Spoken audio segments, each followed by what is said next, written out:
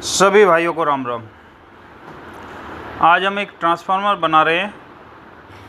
ये transformer 15 number 1.5 इंची का बॉबिन पर बनाया जा रहा है, जिसकी वोल्टेज 12 वोल्ट 3 एम्पियर होगी। ये हम इस समय ट्रांसफार्मर की प्राइमरी वाइंडिंग कर रहे हैं। ये प्राइमरी वाइंडिंग 28 नंबर तार से की जा रही है।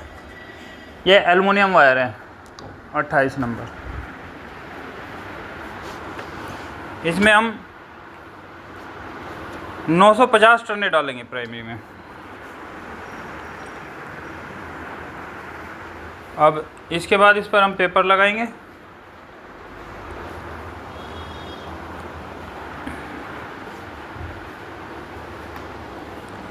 इस पेपर लगाने के बाद इसे केमिकल कर रहे हैं, और केमिकल करने के बाद अब इसको साफ़ कर रहे हैं।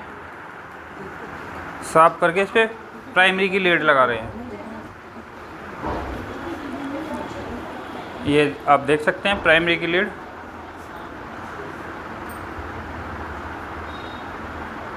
एक तरह से प्राइमरी फिनिशिंग की जा रही है। लीड लगाने के बाद टेप लगाते हैं ऐसे, और टेप लगाने के बाद इसे हमने सोल्डिंग किया सोल्डिंग पोर्ट में।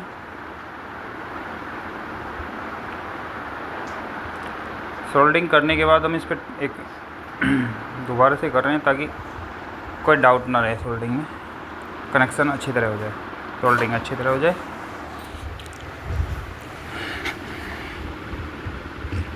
अब हम इस पर ये एक टुकड़ी लगा देंगे ताकि लीड बाहर ना निकले खींचती।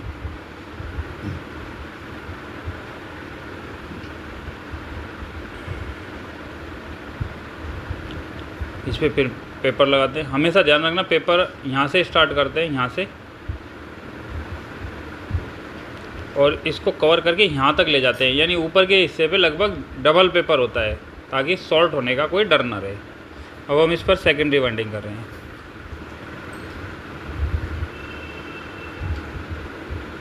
ये सेकेंडरी वाइंडिंग हम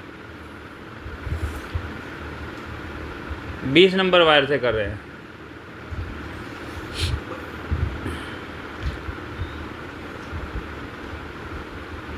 ये भी एल्युमिनियम वायर है।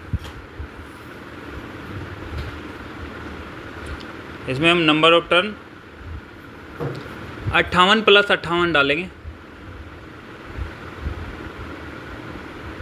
ये 3 एम्पियर का ट्रांसफार्मर है। कई लोग इसे मार्केट में 4 एम्पियर बोलते हैं। ये एक्चुअल 3 एम्पियर का ट्रांसफार्मर है, लेकिन मार्केट में लोग 4 एम्पियर, इसे 15 नंबर 1.5 इंची को 4 एम्पियर बोलते हैं। अब हम इस पर ऐसे फिर दोबारा से पेपर लगाएंगे, वापस केमिकल करेंगे, और केमिकल करने के बाद ऐसे साफ करके ये सेकेंडरी फिनिशिंग कर रहे हैं। सेकेंडरी फिनिशिंग में आप देख सकते हैं कि हम किस तरह से इस पर लीड लगा रहे हैं। ये हमेशा ध्यान रखना, जब मोटी वायर हो तो उस पर लपेटे इस तरह से ही लगाने चाहिए। अदरवाइज थोड़े वक्त के बाद पीस ओपन हो जाएगा।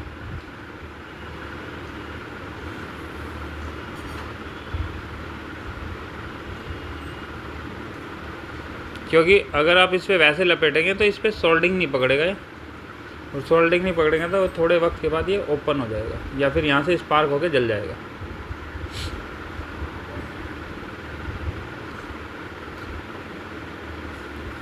ये हमने इस पर फिनिशिंग सोल्डिंग कर रहे हैं सोल्डिंग पोर्ट में। तो सोल्डिंग करने के बाद अब इस पर एक टुकड़ा लगाएंगे, ये ब्लैक कलर का।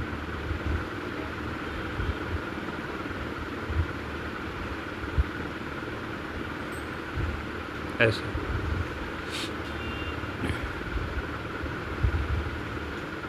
टुकड़ा लगा के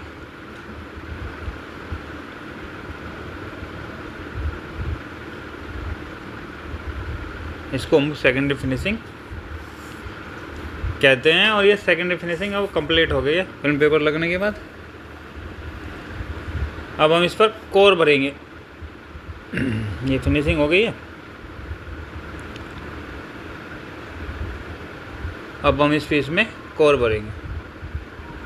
कोर को मैंने आपको जब भी ट्रांसफार्मर बनाया तो दिखाया कि कोर को हमेशा एक एक करके पत्ती भरना है, नहीं तो फिर इसके हीट होने के चांस ज़्यादा होंगे।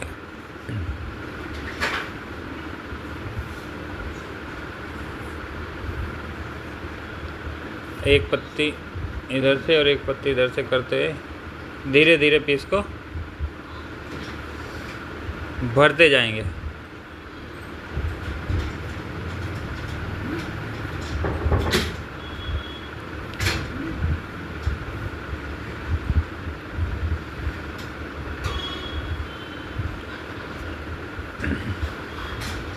ये जापानी कोर है, आप देख सकते हैं। इसे ऑटोमेटिक कोर है।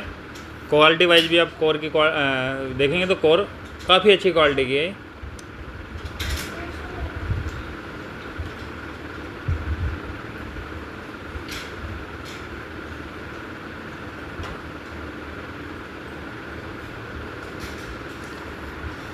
पहले हम बड़ी वीडियो नहीं डालते थे, शॉर्ट वीडियो ही डालते थे। ये अब हम बड़ी वीडियो पे डालने लगे हैं ताकि लोगों को कुछ इसका बेनिफिट मिल सके। लोग ट्रांसफार्मर के बारे में जो मैक्सिमम जानकारी लेना चाहे वो ले सकते हैं। इसके लिए आप हमें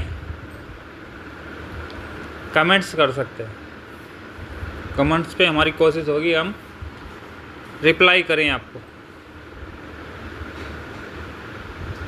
ये हमने कोर भर लिया है, ई भर लिया, अब इसमें आइया भरी जा रही है।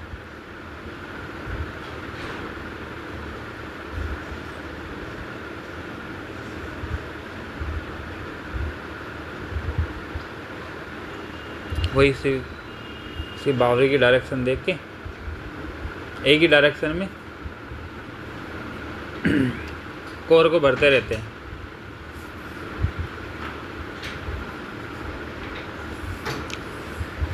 अभी हमने 3-4 वीडियो ही डाली है तो हमें बहुत ज़्यादा एक्सपीरियंस नहीं है कि किस तरह से वीडियो डाली जाती है। धीरे धीरे कोशिश करेंगे कि इसमें जो भी कुछ बेटर तरीके से दिखाया जा सके वो दिखाएं।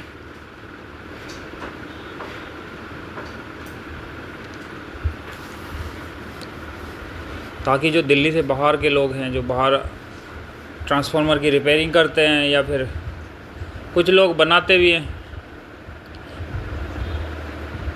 तो वो लोग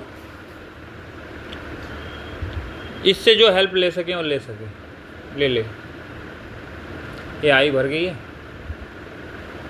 अब हम इसे प्रेस करेंगे। इससे हमेशा साइड से हल्का प्रेस करके ऊपर से पुश लास्ट तक प्रेस करें ताकि बैंड होने के चांस ना हो। फिर आई के इस तरह से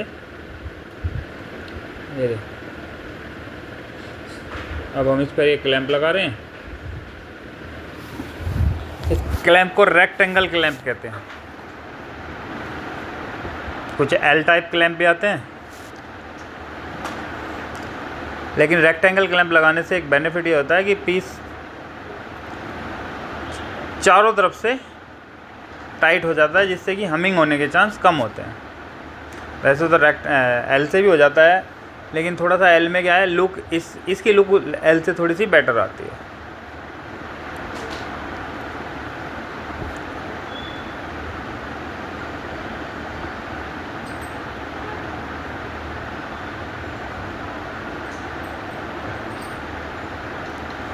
आप देख सकते हैं ये क्लैंप टाइट किया जा रहा है।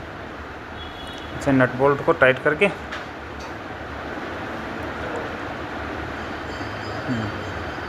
इस तरह से टाइट कर दिया जाता है। अब हम इसकी टेस्टिंग कर रहे हैं। आप देख सकते हैं इनपुट 220 वोल्ट है। एनएलसी इसकी 74 मिली एम्पेयर है। इसमें थोड़ा हमारे मीटर में प्रॉब्लम आ रही है, ये लगभग 60 मिली एम्पेयर के आसपास आएगी। और एक टैपिंग पे इसकी 13 वोल्ट है और दूसरी पे ये येलो में 26 वोल्ट होएगी। सभी भाइयों को धन्यवाद।